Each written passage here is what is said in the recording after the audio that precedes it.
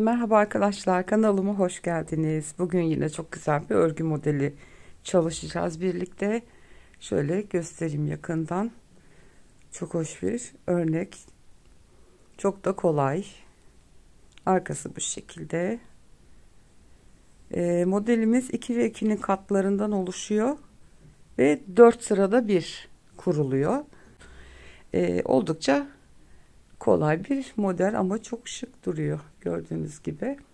Şimdi dilerseniz çalışmamıza geçelim. Ben şöyle hemen size gösterecek kadar ilmek attım şişime. Çift şişe de atabilirsiniz eğer zorlarsa sizi.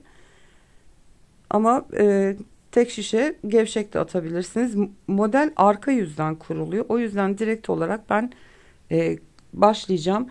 Kıvrılma yapmıyor. Lastik uygulamayabilirsiniz dilerseniz. Şimdi kenar ilmeğini ilk sıra olduğu için öreceğim.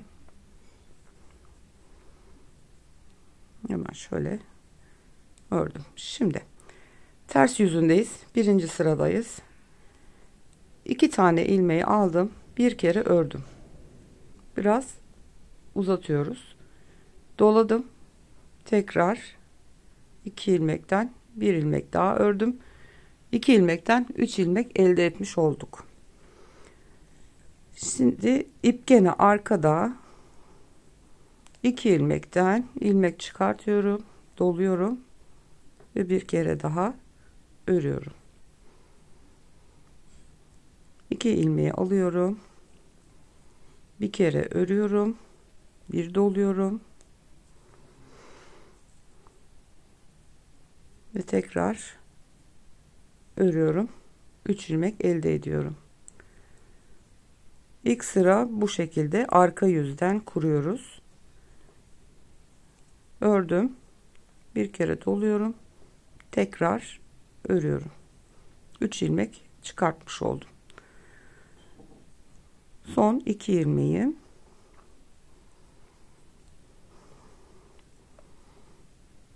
bir ilmek ördüm.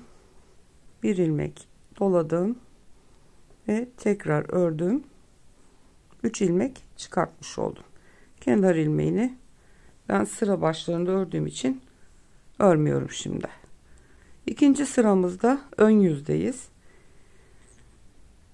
Kenar ilmeğini ördükten sonra şimdi üçlü gruplar halinde gördüğünüz gibi ilmeklerimiz şöyle 3 gruplar halinde duruyor. 3 ilmeğin ortasındakini alıyoruz. Bu dolamış olduğumuz ilmek.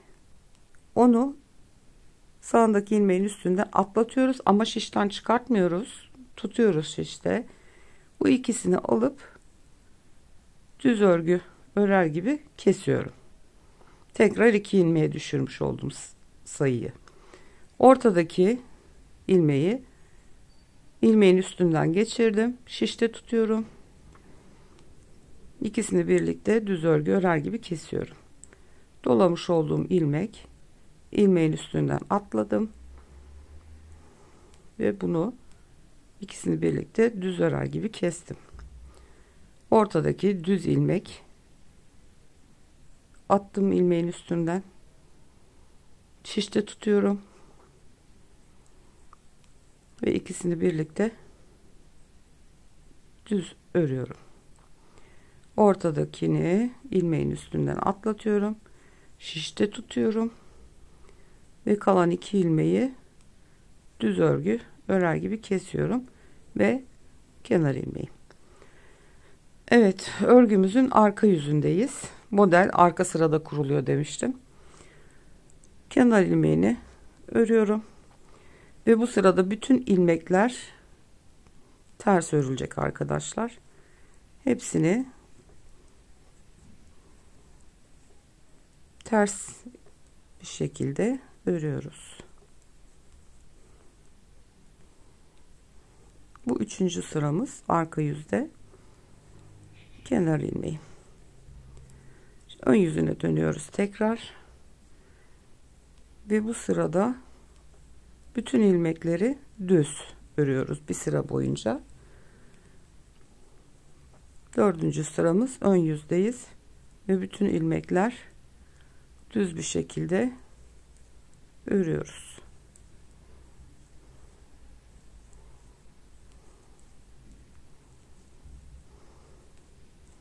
Kenar ilmeğimi de aldım. Evet, bir sefer kurmuş olduk gördüğünüz gibi. Şimdi tekrar bir kere daha kuralım birlikte. Kenar ilmeğini aldım. 2 ilmek alıyorum. Evet, ördüm. Bir kere doluyorum. Tekrar aynı ilmeklerden ilmek çıkartıyorum. 3 tane ilmek oldu. Bir sonraki 2 ilmeği alıyorum.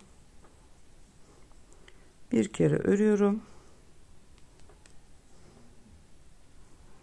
Bir doluyorum. Ve tekrar bir kere daha örüyorum ve 3 ilmek çıkartmış oluyorum gördüğünüz gibi. 2 ilmeği alıyorum. Bir kere örüyorum. Bir doluyorum. Tekrar örüyorum.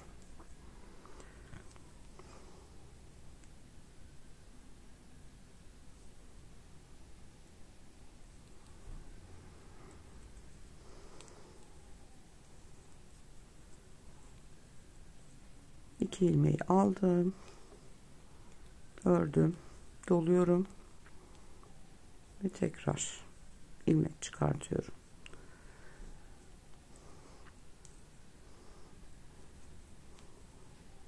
Bir kere ördüm, doladım ve tekrar örüyorum.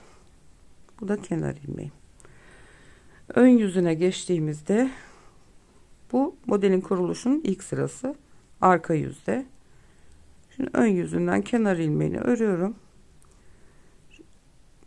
İlk ilmek değil, ortadaki ilmek alıyorum, ilmeğin üstünden atlatıyorum, şişte tutuyorum bunu ve kalan 2 taneyi birlikte örüyorum. Ortadaki ilmeği atlatıyorum, 2 ilmeği birlikte örüyorum. Atlatıyorum ilmeği, şişte tutuyorum. Eğer bunu şişten bırakırsanız ilmek sayınız eksilir. O yüzden bırakmamaya gayret edin.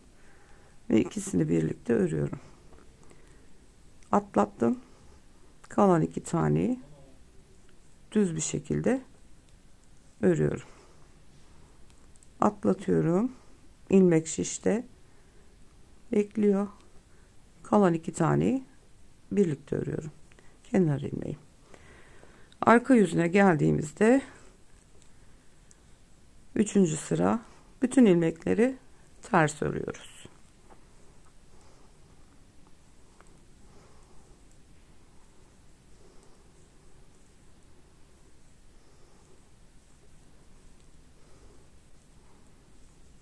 Evet. Ön yüzünden 4. sırayı tekrar öreceğiz. Kenar ilmeğini ördüm ve bütün ilmekleri düz bir şekilde örerek tamamlayacağım. Model ilk 2 sırada kuruluyor. 3. ve 4. sıra arka yüzden ters, ön yüzden düz şekilde örülüyor. Ve görmüş olduğunuz gibi modelimiz ortaya çıktı. Böyle çok cici bir model. Tekrar büyük parçada görelim. Şöyle. Hızlı da ilerleyen bir model. Bebek örgülerine, yetişkin örgülerine yakışabilecek bir model. Umarım beğenmişsinizdir. Bir sonraki videoda görüşmek üzere. Hoşça kalın.